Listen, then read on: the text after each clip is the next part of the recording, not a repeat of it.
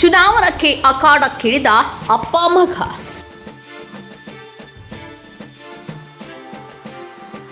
ಬಾಗಲಕೋಟೆ ವಿಧಾನಸಭೆ ಕ್ಷೇತ್ರದ ಉಪಚುನಾವಣೆಯ ಕಣ ದಿನದಿಂದ ದಿನಕ್ಕೆ ರಂಗೇರ್ತಿದೆ. ಬಾಗಲಕೋಟೆ ನಗರ ಹಾಗೂ ಗ್ರಾಮೀಣ ಪ್ರದೇಶಗಳಲ್ಲಿ ಮನೆ ಮನೆ ಪ್ರಚಾರ ತೀವ್ರಗೊಂಡಿದೆ. ಕಾಂಗ್ರೆಸ್ ಮತ್ತು ಬಿಜೆಪಿ ಪಾಳೆಯದಲ್ಲಿ ಘಟಾನುಘಟಿಗಳು ಚುನಾವಣೆ ಪ್ರಚಾರದ ಅಖಾಡಕ್ಕಿಳಿದಿದ್ದಾರೆ.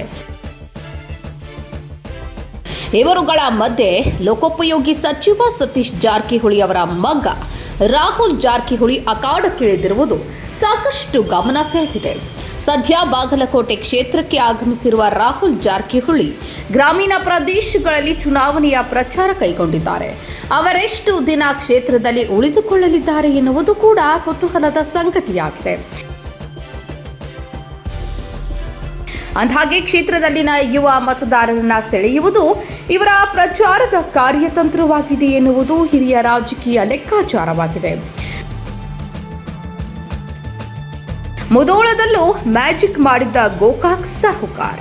ಗಮನಾರ್ಹ ಅಂಶವೆಂದರೆ ಕಳೆದ ವಿಧಾನಸಭೆ ಚುನಾವಣೆಯಲ್ಲಿ ಮುಧೋಳ ವಿಧಾನಸಭೆ ಕ್ಷೇತ್ರದಲ್ಲೂ ಇದೇ ಸತೀಶ್ ಜಾರಕಿಹೊಳಿ ಅವರು ಮ್ಯಾಜಿಕ್ ಮಾಡುವ ಮೂಲಕ ಕಾಂಗ್ರೆಸ್ ಅಭ್ಯರ್ಥಿ ಆರ್.ಬಿ. ತಿಮ್ಮಾಪುರ್ ಅವರನ್ನ ಗೆಲ್ಲಿಸಿಕೊಂಡು ಬರುವ ಮೂಲಕ ಸತತ 5ನೇ ಗೆಲುವಿನ ನಿರೀಕ್ಷೆಯಲ್ಲಿದ್ದ ಮಾಜಿ ಉಪಮುಖ್ಯಮಂತ್ರಿ ಸಂಸದ ಗೋವಿಂದ ಕಾರಜೋಳರಿಗೆ ಸೋಲಿನ ರುಚಿ ತೋರಿಸಿದರು.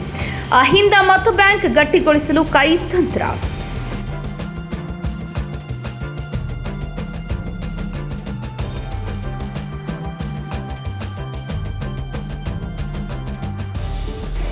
ಉಭಯತರು ತಮ್ಮ ಅಭ್ಯರ್ಥಿಗಳ ಗೆಲುವಿಗಾಗಿ ಮತ ಬ್ಯಾಂಕ್ ಕ್ರೋಢೀಕರಣಕ್ಕಾಗಿ ಏನೆಲ್ಲಾ ತಂತ್ರಗಳ ಮೊರೆ ಹೋಗಿದ್ದಾರೆ.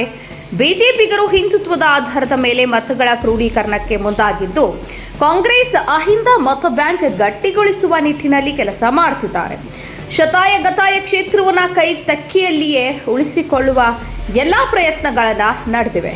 ಕ್ಷೇತ್ರವನ್ನು ಉಳಿಸಿಕೊಳ್ಳುವ ಮೂಲಕ ಅಹಿಂದ ಗಟ್ಟಿತನ ಪ್ರದರ್ಶನಕ್ಕೂ ಈ ಚುನಾವಣೆ ಸಾಕ್ಷೀಕರಿಸುವ ಕೆಲಸ ಕಾಂಗ್ರೆಸ್ ಪಾಳೆಯದಲ್ಲಿ ಸದ್ದಿಲ್ಲದೆ ನಡೆದಿದೆ.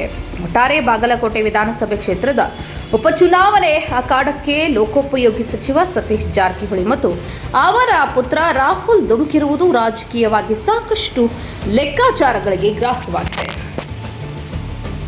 ಆ ಕೆಲಸವನ್ನು ಅವರು ಮಾಡಲಿಕ್ಕೆ ಹೊರಟಿದ್ದಾರೆ. ಜೊತೆಗೆ ನಮ್ಮ ಪಕ್ಷದ ಸಾಧನೆಗಳಾಗಿರ್ಬೋದು, ನಮ್ಮ ಪಕ್ಷದ ವಿಚಾರಗಳನ್ನು ಒಪ್ಪಿಕೊಂಡು ಇವತ್ತು ಕೆಲಸ ಮಾಡ್ತಾರೆ. ಸುಮಾರು 3 ವರ್ಷಗಳಿಂದ ನಮ್ಮ ಪಕ್ಷ ಅಧಿಕಾರ ಬಂದಾದ್ಮೇಲೆ 2023 ಚುನಾವಣೆಗೆ ಮುಂಚೆ ಏನೇನು ಭರವಸೆಗಳನ್ನು ಇವತ್ತು ನಮ್ಮ ಕಾಂಗ್ರೆಸ್ ಪಕ್ಷದ ಸರ್ಕಾರ ಕೊಟ್ಟಿದ್ದು, ಸಂಪೂರ್ಣವಾಗಿ 3 ವರ್ಷದ ಅವಧಿಯಲ್ಲಿ ಎಲ್ಲ ಭರವಸೆಗಳನ್ನು ಪೂರೈಕೆ ಮಾಡುವಂಥ ಕೆಲಸ ನಮ್ಮ ಪಕ್ಷ ಮಾಡಿದೆ.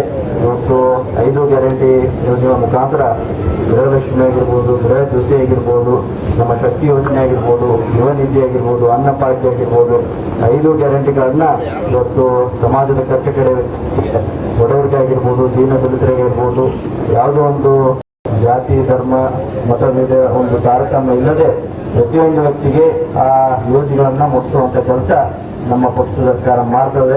ಇವತ್ತು ಬಹುಶಃ ಕಾಂಗ್ರೆಸ್ ಪಕ್ಷದ ಕಾರ್ಯಕರ್ತರಿಗೆ ಅಥವಾ ಕಾಂಗ್ರೆಸ್ ಪಕ್ಷದ ಬೆಂಬಲಿಗೆ ಮಾತ್ರ ಈ ಯೋಜನೆ ಹೋಗ್ತಾ ಇಲ್ಲ.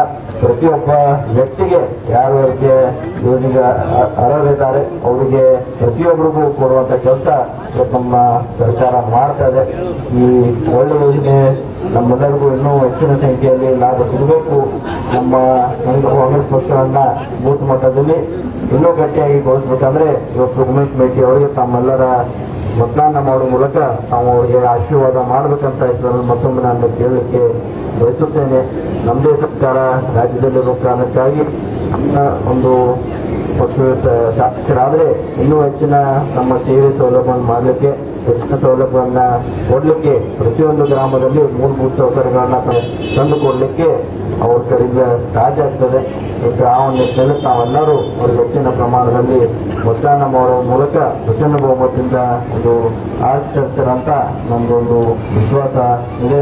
ಇನ್ನು ಅನೇಕ ಯುವಕ ಮಿತ್ರರು ಕೂಡ ನಮ್ಮ ಪಕ್ಷದ ಸಿದ್ಧಾಂತ ಆಗಿರ್ಬೋದು, ಒಂದು ಪಾರ್ಟಿ ವಿಚಾರವಾಗಿ ಈಗಾಗಲೇ ಸೇರ್ಪಡೆ ಆಗ್ತದೆ. ಅದು ಕೂಡ ಒಂದು ಒಳ್ಳೆಯ ವಿಚಾರ. ಇದೇ ರೀತಿ ಯುವ ಶಕ್ತಿಯನ್ನು ನಾವೆಲ್ಲ ಉಪಯೋಗಿಸಿಕೊಂಡು ನಮ್ಮ ಸಮಾಜವನ್ನು ಒಂದು ಒಳ್ಳೆ ದಿಕ್ಕಿನಲ್ಲಿ ತಗೊಳ್ಳುವಂಥ ಕೆಲಸ ಕಾಂಗ್ರೆಸ್ ಪಕ್ಷ ವತಿಯಿಂದ ಆಗುವಂಥ ಮಾತನ್ನು ಕೂಡ ಹೇಳುತ್ತಾ ಈಗಾಗಲೇ ಸಾಕಷ್ಟು ಸಮಯ ಕಾರಣಕ್ಕಾಗಿ ಇನ್ನೂ ಬೇರೆ ಗ್ರಾಮದವರು ಹೋಗಾಡಿದ್ದಾರೆ.